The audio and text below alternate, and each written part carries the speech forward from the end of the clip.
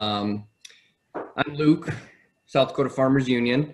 Welcome everybody. We are, like I said, recording this, so we'll post this to our website later on for others to view as well. But we wanted to just host this webinar just because with harvest getting wrapped up, we know a lot of folks are going to be weaning and turning cows out to corn stalks, soybean stubble, maybe doing some other cover crop grazing. So we wanted to invite Warren Rusche on here with SDSU Extension. He's a beef feedlot management specialist, and Roxanne, who's a PhD nutritionist with Dakotaland Feeds. So welcome you both.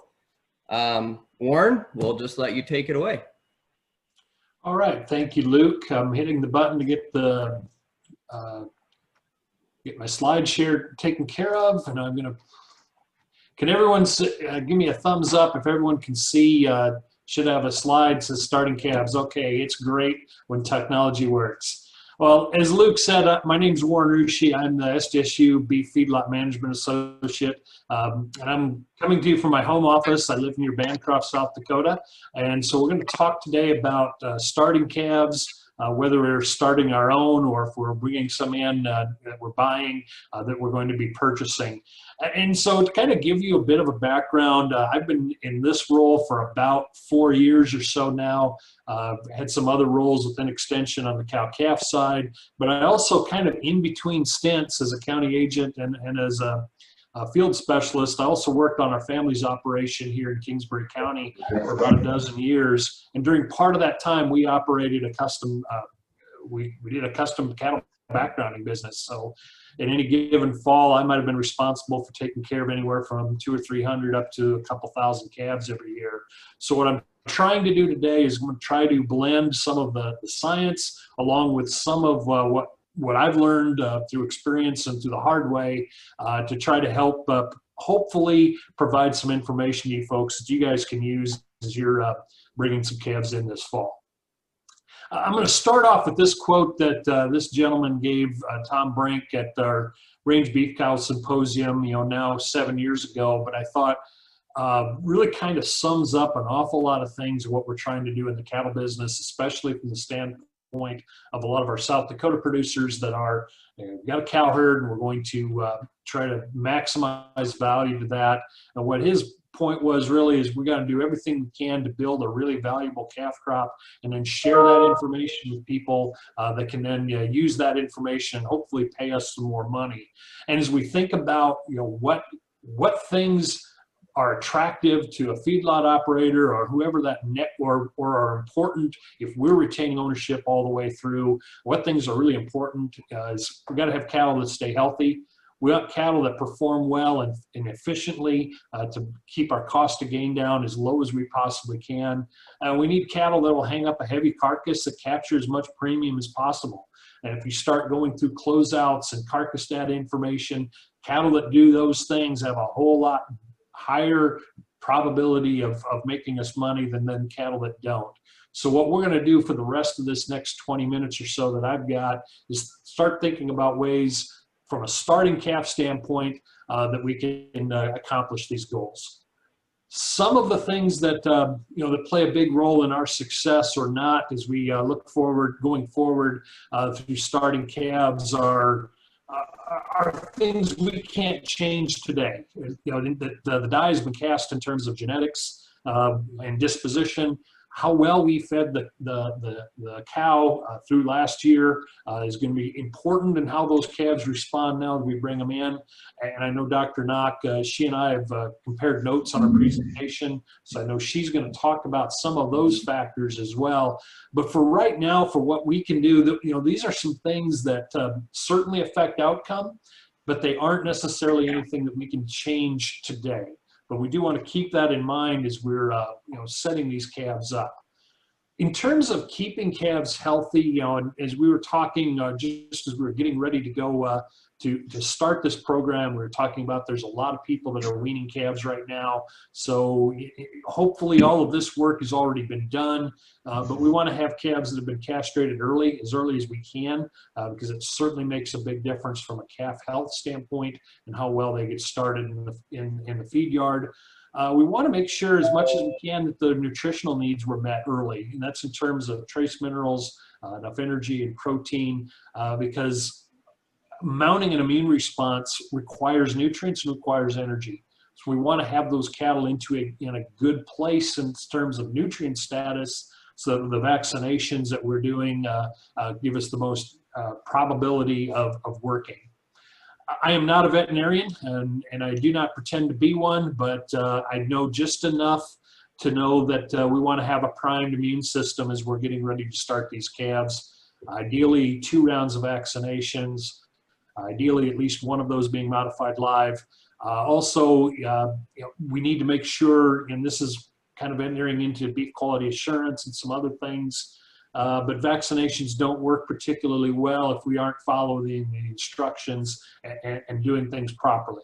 That means keeping vaccines cool, out of the sunlight, in the right location with the right needle, and so forth. So, moving on past then all of that kind of background information or things that we hope have all been done, the rest of this is starting to think about how do we take those cattle from a situation where they're out on grass with mama grazing to bring them into the yard where they're going to get harvested feed in a confined situation, and do so with a minimum of problems and the maximum probability of succeeding. So one of the first things I think is important is we start thinking about exactly what kind of cattle are we feeding. And I sort of line these up in 2 different categories, and there's some variations within some of those. But if we think about bringing in a set of balling calves, first off, we are taking away his first and really only companion he's had his entire life, and that's the mama cow. They may have been commingled. If they are coming from an auction facility, and if we're buying calves in, they may come from more than one source, which multiplies our risk in terms of disease transfer. Perhaps these calves have never seen anything other than grass or hay. They may not know what feed is, and they may not know what a bunk or a water system is. Their immune system may be relatively naive, haven't been exposed to a whole lot of diseases, but from a positive standpoint, chances are they haven't really been messed up yet in terms of the digestive system. Haven't had a great deal of opportunities for acidosis, some of those other issues. So we're starting from a blank slate from that standpoint. In terms of, though, if we're thinking about on the other side of the spectrum, maybe some preconditioned or backgrounded cattle, they certainly are over the separation anxiety. They know what feed is. They know what life in a feed yard is like. But one of the things we have to deal with is then how they've been managed in the past. And we can make mistakes as we're getting cattle ready to go into the feedlot pens. And in some cases, those mistakes follow those cattle all the way through, all the way out through to the slaughter. So I'm going to start, most of my time now is going to be talking about starting calves. We'll talk just a bit about some of the background of cattle at the very end. But when we're thinking about starting calves, we're really looking at 2 different related but not exactly the same factors. We want to manage behavior on the cattle. Essentially, we're going to train these calves how to live in a feedlot. And we also want to manage the rumen so that they make the transition from essentially a forage and milk-based diet over to something with greater concentration of starch and feed grains as what they're going to be dealing with when we move them into the feedlot.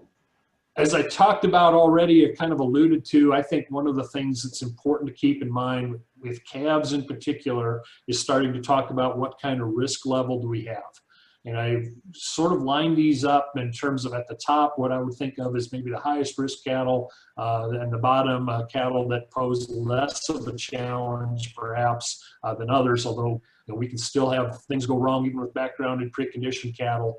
But if I think about calves that are coming in to the pen from multiple sources, from the auction barn, and I'm not trying to disparage those folks at all, but we all know that if we have a load of calves that come in where lots of singles and 2s and 3s from many different herds with unknown history, they're going to be a higher risk than something that from a single source, from a sale barn or single source ranch direct, and certainly more risk in something that maybe has been preconditioned background for 45 days or so. And so in some cases, we're going to change our management a little bit depending on what kind of cattle we're bringing into the pen. From a pen environment standpoint, my number one objective, I think, is we want to do everything we can to encourage feed and water intake. When I was at our place, one of the, if you could tell me how well this particular pen of cattle is eating, I could tell you pretty closely how well we're going to get along with them in terms of sickness and death loss. If they aren't going to eat, they can't mount an immune response, and we're going to have some challenges. I like to see making sure we have plenty of room at the bunk for those calves. I put in an example of 16 inches. Depending on how often we feed, we may be able to tweak that a bit. We want to absolutely make sure they have plentiful access to water. Water intake drives feed intake drives immune response. In some calves, if we've got some calves coming in from ranch country, they have never seen a water fountain. And I'm gonna steal Dr. Knox's example, I guess, because I'm on first, but she had a producer tell her that they used a bird bath water, solar powered, as kind of a bubbler in the water, so that they didn't have to let the water run out and create mud in the pen. I thought that was a brilliant idea. But something so it sounds like it's flowing, so then those calves know what they are. I like to keep starting pens kind of small if I can. For a couple reasons. Number one, it doesn't give those cattle as much room to walk around and churn the whole pen surface into dust, which is certainly something we were worrying about 3 weeks ago before we had this last snowfall. It also keeps them pretty close to feed, so that if nothing else, by accident, they run into the feed, they encounter, increases the number of times they will encounter feed and water as they're milling around and bawling, wondering where mom went. I think cattle handling is kind of we don't give this enough credit, I think, in terms of starting calves. If you've got multiple people on your team, find the person who can handle cattle the quietest with the fewest disturbances, and put that person in charge of walking pens and monitoring health. Especially early on, they're just a loud noise away from testing every fence and every gate you have. So we want to minimize disturbances, want to get cattle used to being handled. We want that, so that they aren't running to the back of the fence every time they see someone on foot, because cattle are a prey, or they were the animal that got preyed upon.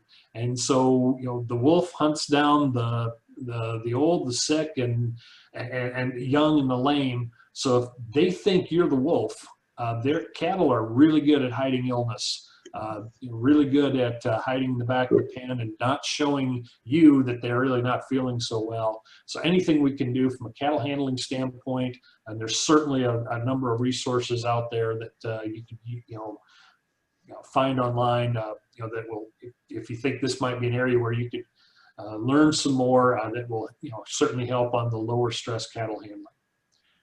From a nutritional standpoint, one of the things we have to recognize, especially with high-risk cattle, is that getting enough intake into these calves can be a real challenge. They may not recognize that what we're putting in the feed bunk is actually feed. And so what we do have to deliver has to be nutrient dense enough so that if we're limiting on feed intake, they're getting enough nutrients into their system so that they can meet maintenance and eventually start to gain weight. Now, one of the things that sometimes I think is a challenge we have to overcome is, especially for folks that are backgrounding calves, they all know that we don't want to sell calves that are fleshy, because they're going to be discounted in the marketplace, and rightfully so, because they don't tend to perform as well at the next stage of production if we get those cattle too fat too soon. However, we're not going to do that in the first 30 days. What we can do, though, in the first 30 days or so is we can increase the odds of those cattle getting sick, and we can reduce the chances that they will recover and achieve a fast start. I view starting calves as a little bit like the 100-yard dash. If we don't get a good start on these cattle, it's really going to be tough to catch up. We really have a much lower chances of actually Join the meeting. So what we want to do is we want to do everything we can early on to make sure that those cattle get off to a quick start.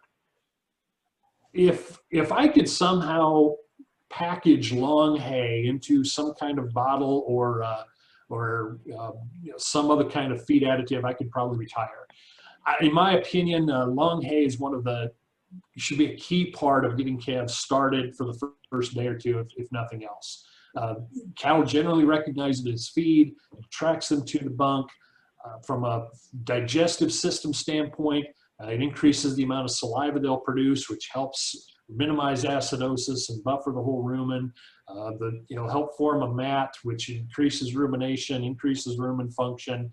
So from that standpoint, it's not something we can rely on as the sole source of nutrients, but it's a great way to bring them up to the feed bunk, to expose them then to the diet that's has a greater concentration of nutrient intake. One thing though, we got to keep in mind, this has to be good hay. This is not the time to be using anything with any kind of hay, any kind of mold, excess dust. We want to be providing the highest quality grass hay or mixed hay that we've got available for those first few days. I'm not going to go into a great deal of detail in terms of what the rest of that concentrate portion will be. I know Dr. Knock has some things she's sharing that gives a bit more specific. Other than I will say, we do want to make sure that concentrate portion is highly palatable, high quality feeds. Some of the lower starch byproduct feeds that we produce in South Dakota work really, really well in this situation. Things like distiller's grain, soy hulls. I think it's important to have some additional trace mineral supplication with the concentrate portion to help in terms of immune response. I also think including a coccidiostat is really important. Most of the time that's going to be an ionophore such as Rumensin or Bovatec. There may be some situations where you want to look at perhaps the Dequinate products. That's a conversation to have with your veterinarian. But unless you're enrolled in some kind of all-natural program, you're going to want to be. I think it's really important to have that coccidiosis control, because that can be incredibly challenging to deal with from a treatment standpoint, and really have some negative effects as far as cattle performance. Now, I didn't give you my whole background or tell you exactly how old I am, but I'm a product of the 80s. So, the 80s farm crisis, all of those things are things my family lived through, and I've told people, I've been there, done there, bought the t-shirt. So in some respects, I'm very hardwired to be frugal in terms of input costs. This will be the one, so this may be, here's then an example that when I'm saying don't worry about cost per ton of feed, perhaps, there's a reason. And the reason is that I want to make sure we've provided the right investments to get these cattle off to a great start. So I just came up with this as kind of a thought experiment, I guess, that suppose whatever we're going to put together for a diet, that the supplement portion of that, to get some of the extra trace minerals, some of the extra nutrient density that our nutritionist thinks it would be important to have, let's suppose that adds our $100 a ton to a cost of our supplement. And we're going to feed 3/4 pound per head per day for 40 days. And an initial thought might be for some people, man, $100 a ton, margins are tight. I don't know if I can afford to do that, or if I want to do that. But if we start doing the math on that, an extra $100 a ton increases the feed cost by 5 cents per pound. If we're going to feed 3/4 pound per day, we're increasing our feed cost by 3 3/4 cents per day. If we do that for 40 days, we've added $1.50. I looked online this morning at one of the supply houses that I bought some supplies for, and their cost of an ear tag was about $1.15. So for just a little bit more money than what an ear tag costs, we've increased our likelihood that those cattle are going to get through this first 40 days with flying colors and then be off to the races in terms of later performance. So, and I don't want to suggest, hey, we've got to actually always spend more money, and that the higher cost option is always the way we need to go. But I do want to suggest that we can overemphasize cost to the point of where if we start impacting health and performance early on, this may be a case of tripping over pennies, missing the dollars by tripping over pennies.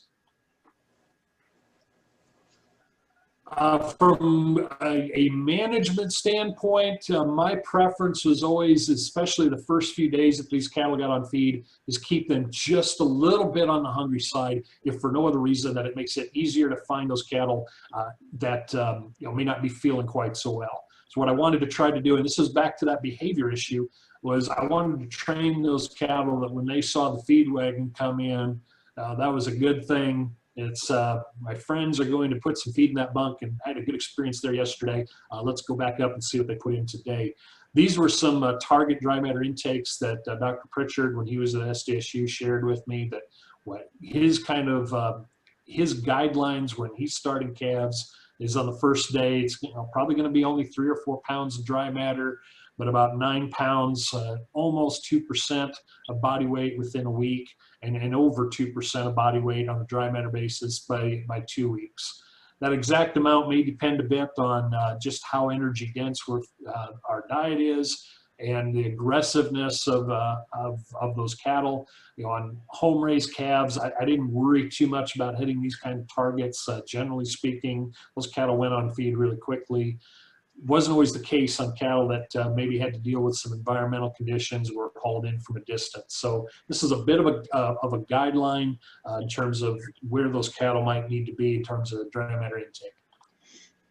These were some, this isn't the best picture in the world. This is, I took this gentleman, they were developed, this was just a dry lot yard with some replacement heifers and a hay ring in the middle.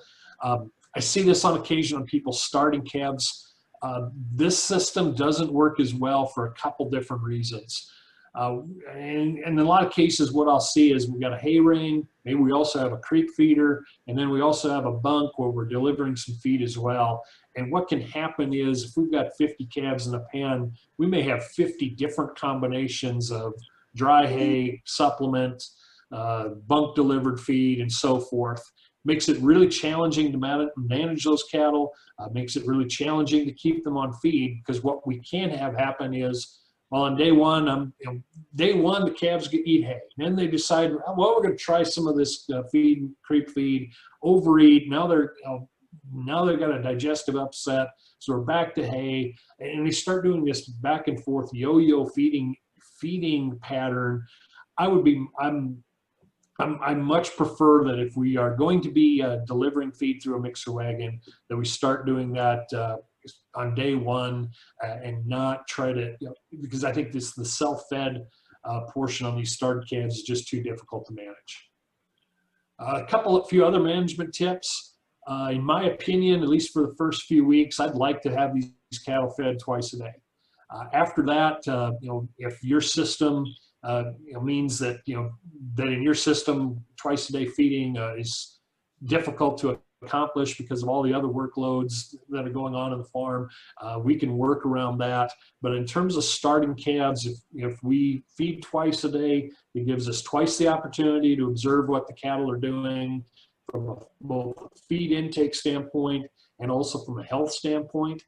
If you've got the folks around that can do this, especially the first day or two, especially if the pen is small enough, or I should say, especially if the pen is large, to try to encourage those cattle, walk those calves up to the feed. I found that can make a world of difference in terms of getting some of those naive cattle used to going up to the feed bunk.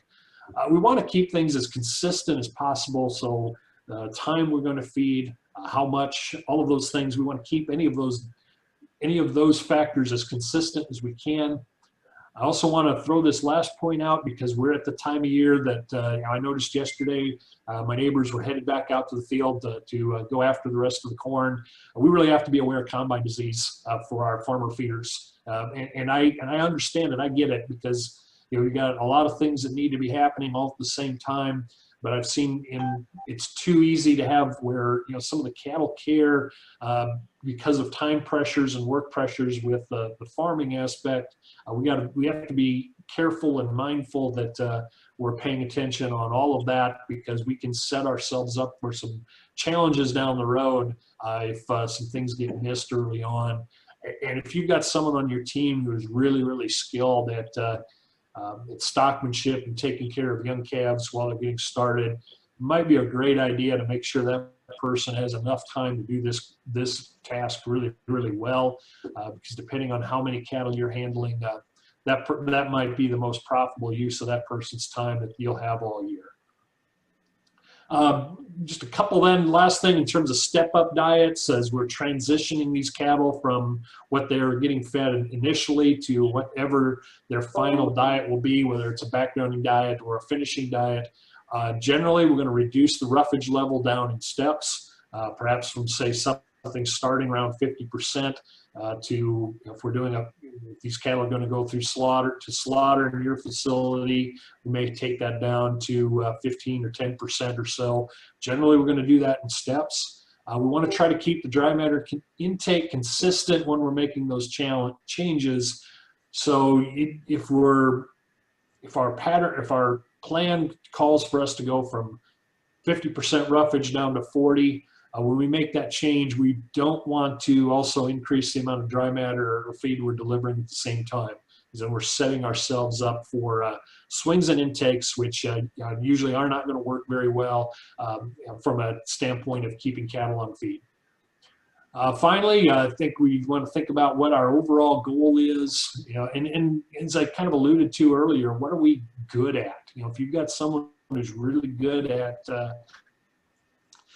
taking care of some cattle that are maybe long haul or higher risk calves, that could be a real opportunity for some operations, and for some, if that isn't something your business is strong at, maybe we do focus on some other areas.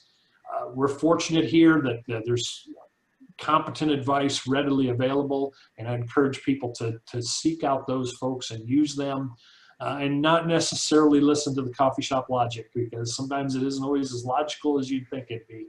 With that, that would be my final thoughts. I'm going to stick around through the remainder of the program, so if we have any, Luke, whenever you open it up for questions, I will be here. Do that now, or we can do that after Dr. Knox's presentation. That is my contact information. You can find us on the extension.sdstate.edu website. That's my email, my phone. So with that, Luke, I will stop sharing and kind of turn the floor over to you in terms of how you want to handle questions or anything from the audience. Well, thank you, Warren. Appreciate it. Good information. Are there any questions for Warren at the moment? He will be sticking around.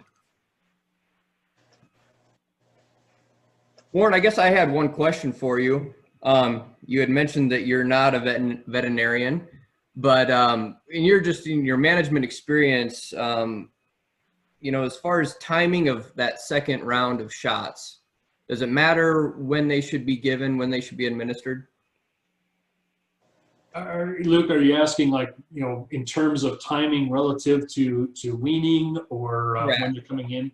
So the calves are weaned, they're at home now. Do you go ahead, they're under stress already, do you go ahead and work them, or do you let them calm down a little bit? What would you say? Oh boy, that's a question best left to the veterinarian, in my opinion. I'm going to punt. And there are a couple different schools of thought. There's the school that says, we're going to vet, assuming they've had one round, now it's time to boost them. There's the one school that says we're going to do that as soon as they are brought in. The other school that might say, maybe perhaps we need to wait just a little bit. I think some of that comes back to risk assessment. I'm less concerned about adding additional stress on some home-raised calves that the length of their haul is just a few miles than if we were, then perhaps I would be on some higher risk cattle. But I'm purposely not giving a definitive answer, because it's outside of what they pay me to talk about and what I've trained. Dr. Knox may have some thoughts on that, so I'll leave the door open for her to walk through. Fair enough, Warren. Well, again, Warren, thank you very much. He'll be on the rest of the webinar as well. So at the end, we can ask some additional questions if need be. So with that, Dr. Roxanne Knock, PhD nutritionist with Dakotaland Feeds. I'll hand it over to you. All right, thanks, Luke. Let me see if I can finally get my slideshow going here.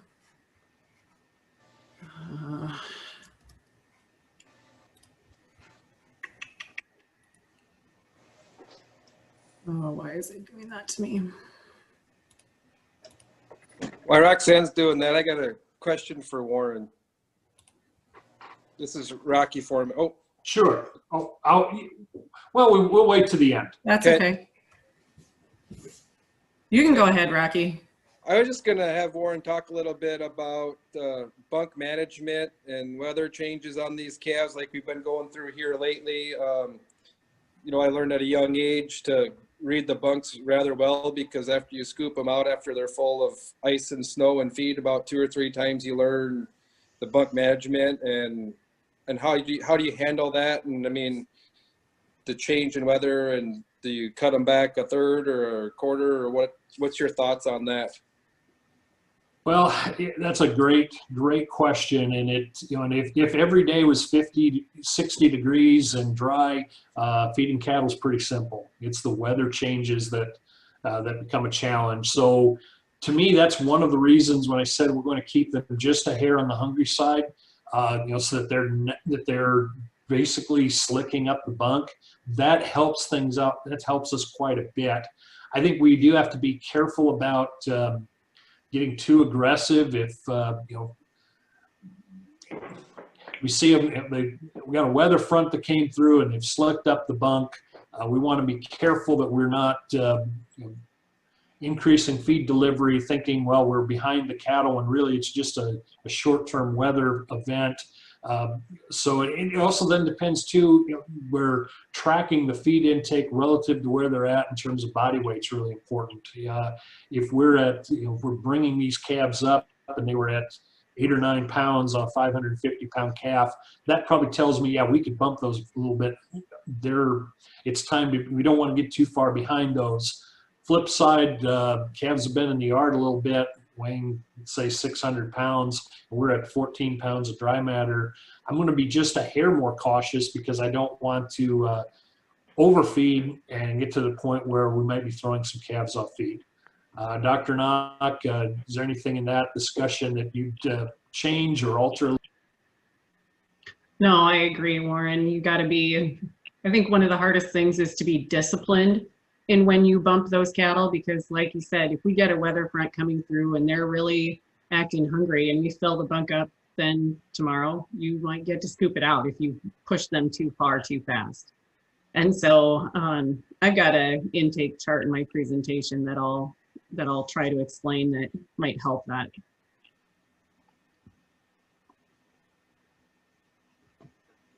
So I guess with that, I'm going to talk a little bit about starting calves, and then I'm going to talk a little bit about going through the fall with the cows too. And so when I was asked about this presentation, one thing that stuck with me was earlier this year was listening to Cattle Facts, and they were talking about the value of weaned calves.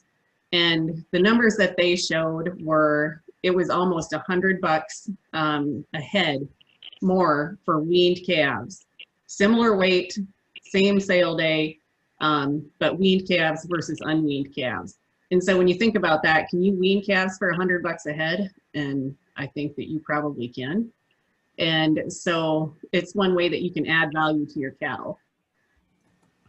So like Warren said, when you're talking about weaning, I think first and foremost, your thought is, I don't want to lose any. We've made this far, we don't want to lose any. So we need to keep them healthy, and then we need to get them eating, and then hopefully we can put on some weight on top of that. So when you think about stress and what it is, in the cattle, we're causing a disturbance that's caused by adverse circumstances, right? They're used to being with mama. Now we've got them separated. We're expecting that calf to eat and drink on its own. And so we're causing a change for that calf. So how can we control those circumstances? And does it have to be that stressful? And can we do things in a way that reduce that? So when you think about overcoming the stress with these calves, I thought about a couple of different things. And one is practice. So we're going to teach those calves how to eat before the day we expect them to go to the bunk. We can prepare and have that feed in the bunk before the calves show up in the pen, and make sure that we've got the right vaccine protocol in place for those calves. And then performance means we got to get the right nutrients in front of the calves so they can continue to gain, and we've got to manage that feed delivery and intake. So one way to get those calves eating before we wean them is to creep feed. And it's not a practice that everybody can do in every pasture, but even if there's no other benefit to creep feeding other than teaching them to eat is really valuable. If you've ever weaned some calves where this group has been fed creep feed and this group hasn't, you know which ones come to the bunk faster. And like Warren said, walking those calves up to the bunk because they don't know where feed is. Calves that are used to eating dry feed will wean a lot easier. They've already put their head in a bunk. We get a little bit of cocci prevention through that creep feed when we've got Bovitec or Rumensin in there. And then on top of it, if we get that out there, we can really get the added pounds on. Generally, we don't want to feed creep feed more than about 75 days. And we'll get 50 plus pounds of additional gain on those calves from doing that. And so there's ways to do it and do it well, and get a lot of benefit out of it. And then there's ways that it just is going to end up costing you a lot of money. But it really tremendously helps getting those calves on feed after we wean them. So Warren touched on water, and when we talk about water, I like to have at least 1 linear inch per head of drinking space. And so that can add up in a big hurry because an 8-foot tire tank is enough for about 300 head of calves. So we have a lot of small richy waters that we've got a lot of calves on, and we don't necessarily have enough drinking space for all those calves to get the water intake that we need, especially up front when we're weaning those calves. And then we need to put the right feed in the bunk. We need to have adequate protein for those calves, enough energy to get the immune system going, but not so much that we're going to cause some acidosis. We've got to have the trace mineral and vitamin package in that feed as well. With the starting ration, obviously it's going to be a high roughage ration, and we need adequate bunk space. 9 to 12 inches per head will probably do it if you're feeding twice daily, but it depends on the bulk of your feed too, how bulky that ration is, whether it'll fit in that bunk space or not. If you're only going to feed once per day, you're probably going to need up to 24 inches of bunk space to make sure that we can get the volume of feed in the bunk that those calves are going to need.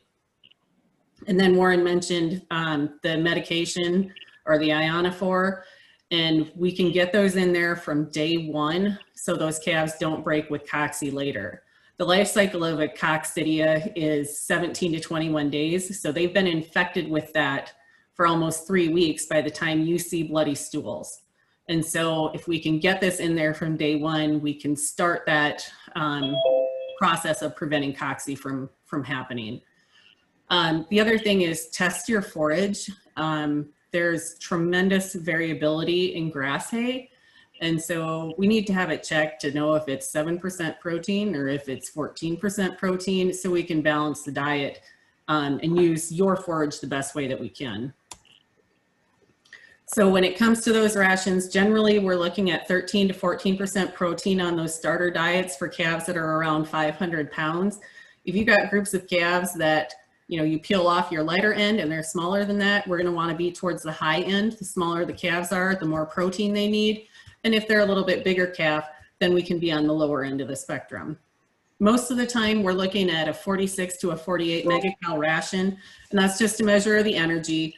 And that ends up meaning we're about 50% roughage in the diet. So that way we get enough of the concentrate in there to get the energy that they need, but not so much that we're going to burn those calves up, so to speak. Again, with the trace minerals, they're critically important for that immune system. In the starter, we generally recommend 50 parts per million and of zinc and 20 parts per million copper. It's just something that we look for. Most of the time in backgrounding diets, those are going to be a little bit less than that at 30 parts per million and 10. So one thing that I like to keep in mind is that if somebody's balancing a ration for you, they're going to do it on a least cost basis. And so whatever your feed costs are, whatever your feed inputs are, we're going to try to do that as cost effectively as we can. But there's also considerations that need to go with that, in that if you have a large pile of alfalfa that we need to get used up, we need to be able to use that appropriately and balance that out. We need to take into consideration your available feed quality, because if your quality of your hay is really poor, we're going to have to make sure that we can balance that out with enough energy for that calf. And again, we need to meet the ration specs so those calves can grow and perform. And it all comes down to cost of gain, because if we balance the ration right, we should have lower cost of gains because we're going to get good performance. And maintenance costs are still cost. If your calf doesn't gain anything every day he's in that pen, it still costs something to feed him. And so then your costs become extremely high because you haven't advanced that calf in weight, honestly, or value either. So we still need to take into consideration how much we want those calves to gain and get the right feed in the bunk to do it. Another thing that's really important in starter rations is to have enough moisture in there to hold it together. Because these starter rations are high roughage, generally they're fairly dry, but we've got to have enough to hold it together so those calves can't pit that hay or roughage around and then eat all the good stuff out of the bottom of the bunk. We don't want them to pick their diet. We want them to eat what we've balanced and what we put in the bunk.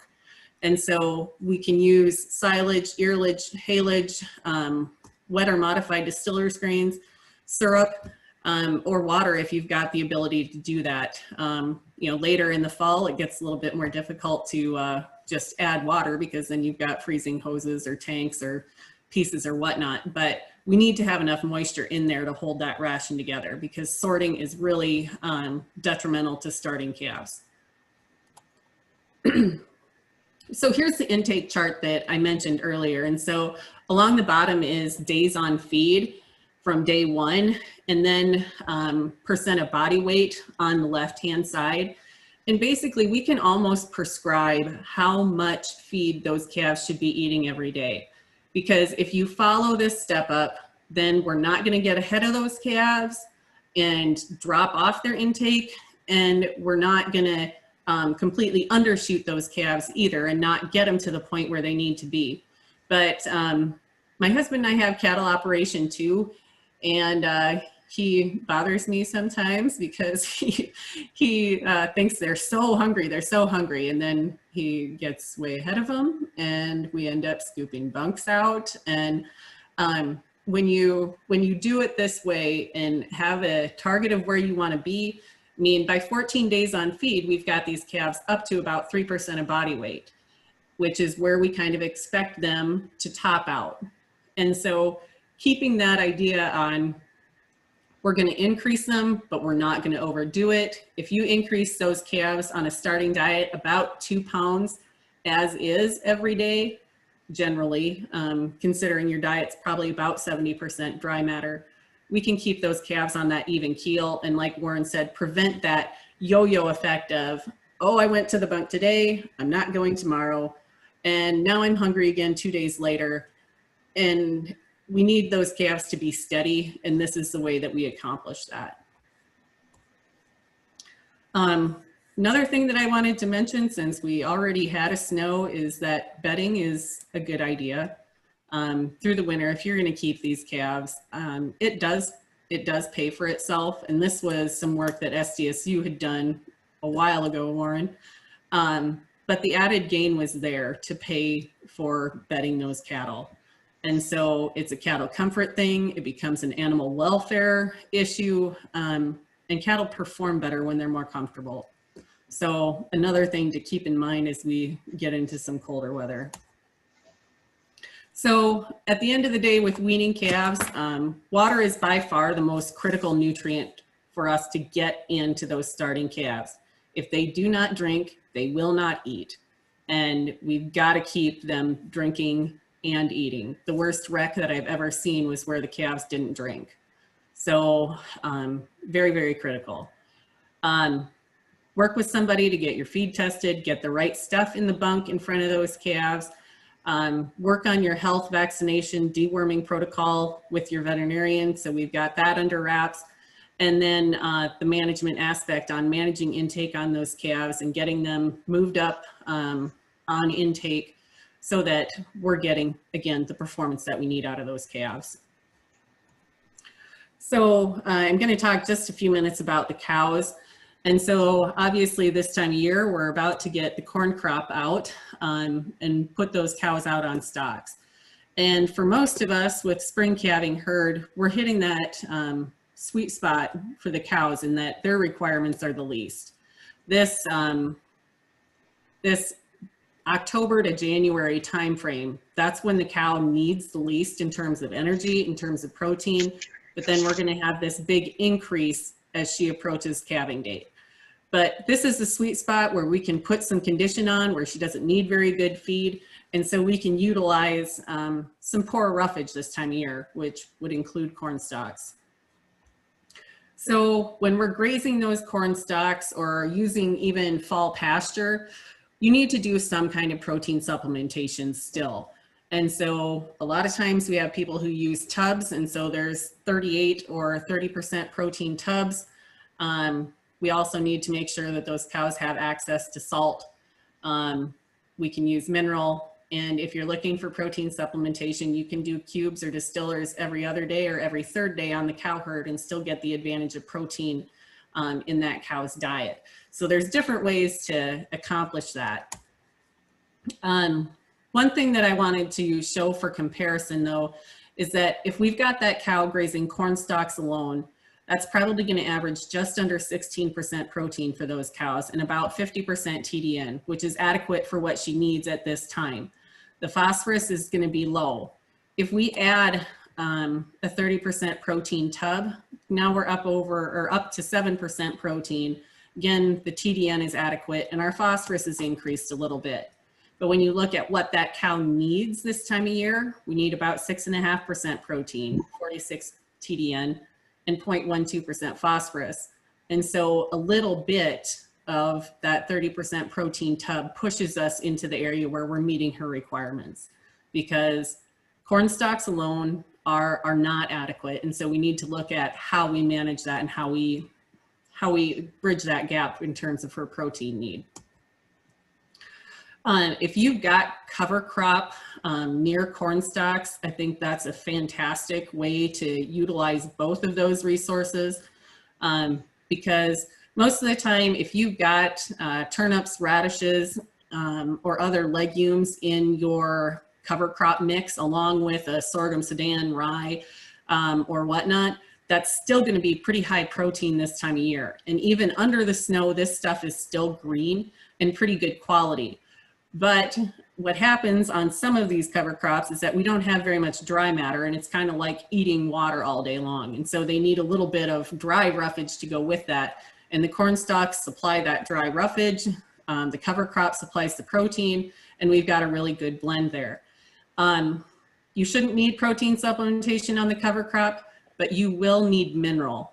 The one thing about the turnips, radishes, brassicas is that they have a compound in them that binds iodine for those cows. And so it can actually cause goiter. And if you've heard of that in humans, it's this huge swelling on your neck from the thyroid. And that can happen in cows too. And so you need to supply that mineral to make sure that we're getting adequate iodine into those cows too. So, you know, Warren mentioned the fetal programming. Sometimes it's called generational nutrition, and everything we do to the cow impacts that unborn calf and then impacts the newborn calf that you're going to have to deal with at calving time. And so we want that calf to be healthy, and how we treat the cows now has an impact later on. So we need to meet her nutrient requirements. Nebraska has done a mountain of research on fetal programming, and this stuff on the slides particularly pertains to protein supplementation to these cows that were grazing winter range or corn stalks. And so the heifers that were born to protein supplemented dams had higher pregnancy rates. So if you're retaining heifers, this is important. We need to supply adequate protein because it's going to build momentum for your herd. Again, decreased age at puberty, more of those heifers calving in the first 21 days of your calving season. And so protein supplementation has benefits outside of just meeting that cow's nutrient requirements, and that we're influencing that fetus as well. So that's kind of the end of my presentation. 2020 is almost over and we're in the home stretch, but this is kind of what the home stretch feels like. So, you know, with that, we can entertain any questions, discussion. Thanks, Roxanne. Any questions for Dr. Roxanne Knock? Roxanne, this is Rocky again.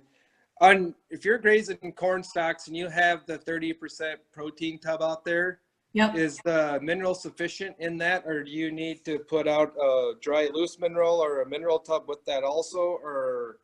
So with the 30% protein tubs that we've got, if they're consuming about a pound of that, then they're getting adequate mineral. If they're short of that, then they probably need a loose mineral alongside of that. And so most of the time, we're not going to be quite to that pound of intake on those products.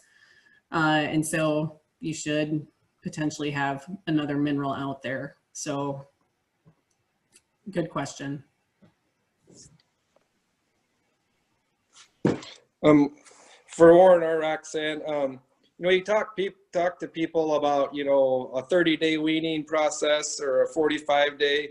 What, if you're going to wean your calves versus sell off the cow, how many days do you feel that it's sufficient to have feed for, or how, I mean, are you like a 90-day wean cycle or 40, or, you know? So I would say most of the value is coming right now with a program that is at least 45 days. You know, Superior and Cattle Facts showed some data where it was calves weaned less than 28 days, like 28 to 35 or 28 to 45, and then more than 45. And the value was really attained when those calves had been weaned at least 45 days or more. The calves that had been weaned less than 28 days were actually discounted. And so if you're going to wean the calves, you got to keep them at least a month, I would say, preferably 45 days. Warren, have you seen something different?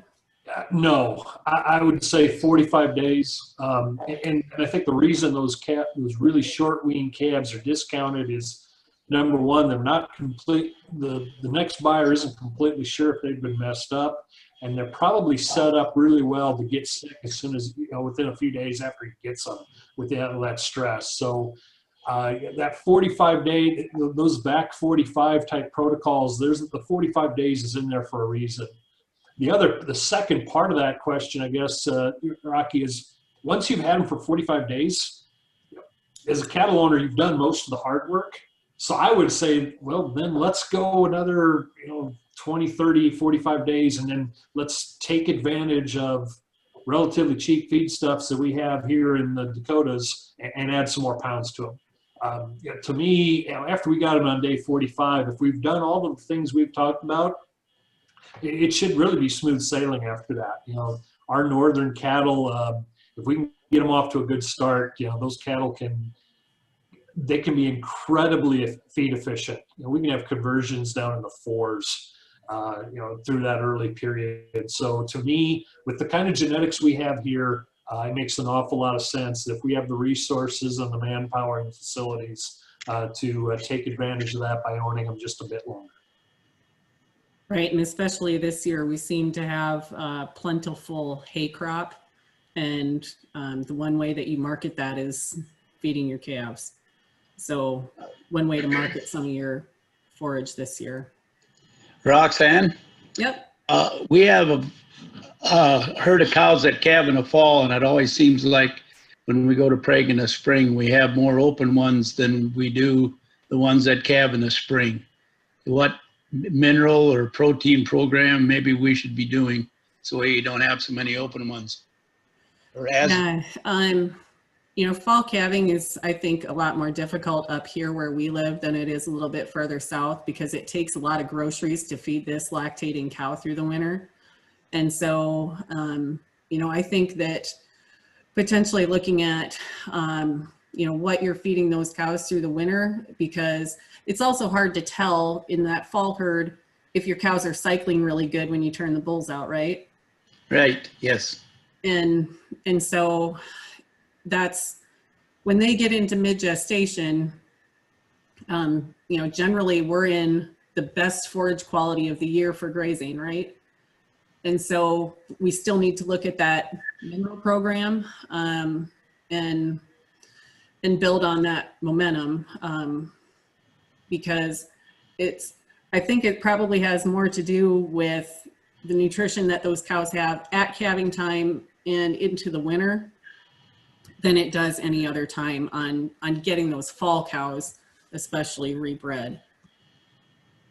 If I could add something, this is coming from, Dr. George Perry just left SDSU as kind of our reproductive specialist, and he talked about these fall calving in South Dakota. We can be so dependent on weather conditions. So if we think about last Tuesday, and I was at our feedlot in Brookings helping to process some calves, it was a sort of a miserable day. If you think about your cow herd, this would be about the time a lot of fall calving cows are going to be getting bred, or getting close to it anyway. Is she going to display estrus behavior in that snowstorm? And is the bull going to actually be breeding cows during that kind of weather? So those are some of the things that become a challenge, and maybe why you're seeing some lower conception rates on fall calving cows. I'm not saying that's every year, but it's certainly. Well, we use Breeders 8, and that's about the only thing we use for mineral, except we do have a better, higher ration than we do the spring ones that don't have a calf on them. Mm-hmm. It just seems like we have more open ones. And I think another thing too is it goes against nature. The breeding season naturally is in the spring, not November. So I think that you're going against nature a little bit, I think. If I could, this is Rocky, if I could add one thing too. The thing that I found on fall calving cows too, on your spring herd, you calve in March or whatever, and you turn your bulls out in June, and you're always, since they calve, and they're raising that calf, it seems like you're always on an uphill climb. I think on them fall cows, you peak out and they're at a level playing field where they're not up on that uphill swing anymore. And that everybody talked about other reproduction people, if them cows aren't up on nutrition level going up, it seems like you get a lesser conception rate. Right. Like Sitting here the talking feed you may be feeding them too good before you start the AI more. They're just on a plateau level. I don't know what you think of that, Roxanne, or not, but.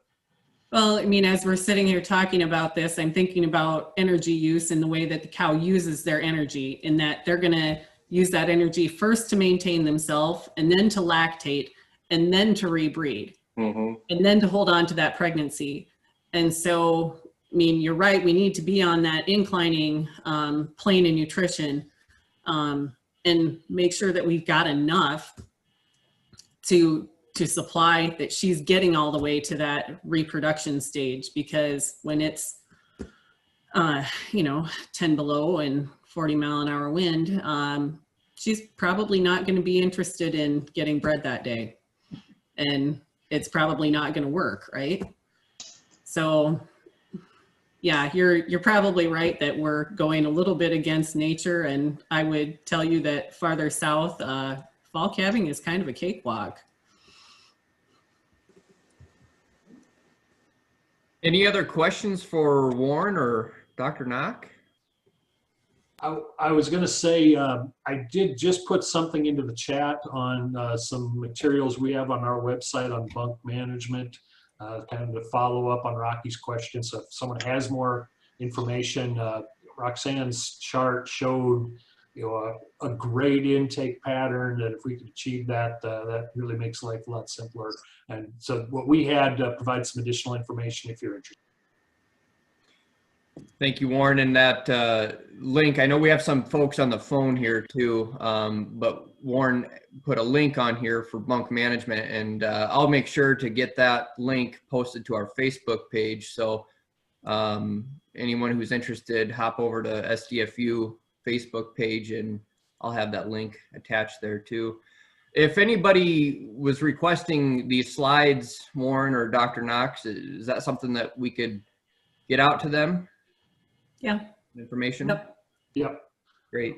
Great. I'll send you a PDF of the slides. Thank you very much. Any other questions? Comments? Does it pay to spend the money on medicated creep feed? Most of the time it does. When you get the Bovatec or Rumensin into that creep feed, it helps us improve the feed efficiency. Most of the creep feeds that are out there are fiber-based, so it complements the forage that those calves are grazing. It's not like putting corn and oats in the creep feeder anymore. When you get a 10-to-1 conversion, we're looking at 4 to 5 to 1 conversion rates. And so the pounds that you get on those calves, it pays for itself, and we go with a medicated creep feed basically every time. Yeah, for my 2 cents worth in terms of the medication or the the natural versus NHTC and so forth, if there are some programs out there that offer some premiums for do that. And to me, the nice thing about the cattle business is, it's not a one size fits all. You find the spot that works for you, and if you can make it work, great. If you're going to follow, in my opinion, if you're going to try to market into some of these natural programs, make certain those you've got some ironclad agreements with backed up by people that can actually write out the check they're promising you, because we give up. There's a lot of things we give up when we forego some of the technology. Both of us talked about the coccidiosis. That is almost next to impossible to do a pull and treat if you have a break. Those get ugly, and so you're taking some risk. Make sure you're being compensated for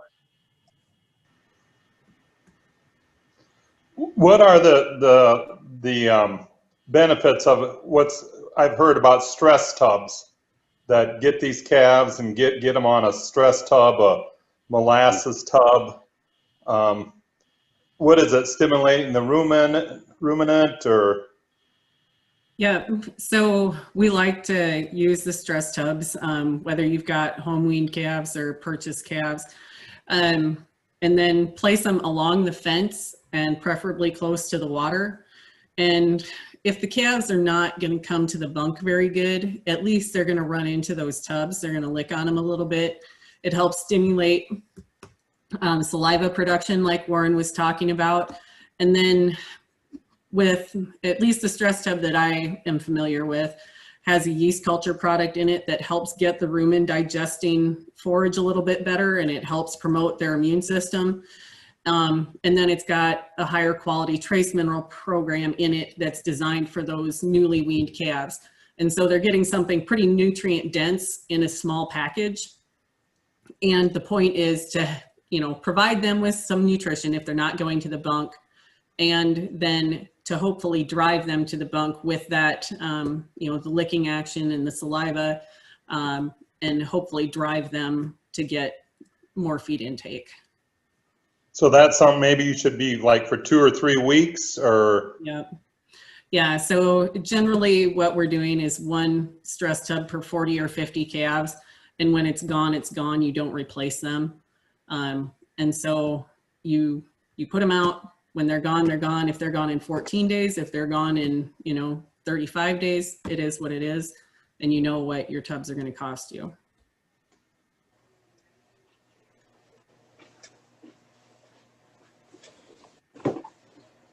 Any other questions? kind of went a little bit over. Hope we didn't eat up everyone's lunchtime here, but well, thank you again, Dr. Knock and Warren. Appreciate it very much. Anyone requesting information from these two, let us know, and we will get any PowerPoint presentations out to you, or feel free to contact Warren and Dr. Knock directly too. So Yep. thanks again. Appreciate it very much. Yep. Thank you. Thank you. Thank you. Thank you, guys. Appreciate it.